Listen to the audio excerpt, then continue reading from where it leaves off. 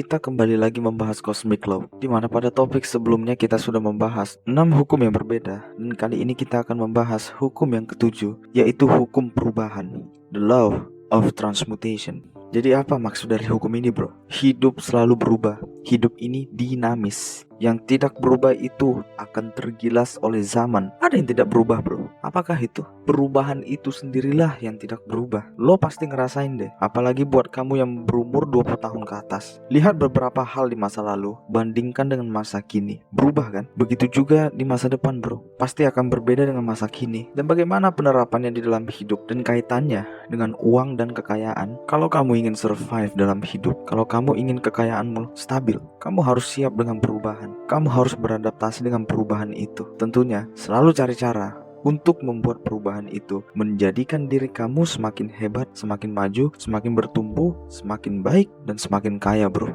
Nah, masalahnya kebanyakan orang gak suka dengan perubahan. Lihat aja kalau harga BBM naik, banyak yang protes. Kenapa? Karena kebanyakan orang suka hal yang statis, suka terjebak dalam zona nyaman, dan itulah membuat kebanyakan orang sulit adaptasi terhadap perubahan itu. Kalau kamu sudah mulai belajar dan praktek dalam investasi pasar keuangan, naluri lo akan selalu menemukan peluang dalam setiap perubahan. Ketika harga minyak global naik, lo tahu sektor mana yang akan diuntungkan. Ketika harga acuan batu bara naik, lo tahu peluangnya ada di mana. Ketika inflasi sedang tinggi-tingginya, lo tahu sektor mana yang bakal diuntungkan. Ketika rupiah menguat ataupun dolar menguat, ketika suku bunga Bank Indonesia naik atau turun, ketika krisis, resesi sekalipun, kalau kamu sudah berpengalaman sebagai seorang investor, kamu akan selalu menemukan peluang untuk mencetak gain. Ada begitu banyak hal-hal di luar kendali kita yang anytime bisa berubah. Bagaimana bisa kamu mengontrolnya untuk tidak berubah, sedangkan hal itu gak bisa kamu kendalikan? Contohnya, misal kamu mau kredit rumah, contohnya lo pengen bunga KPR-nya rendah, jadi lo pengen Bank Indonesia menetapkan suku bunga di bawah 3%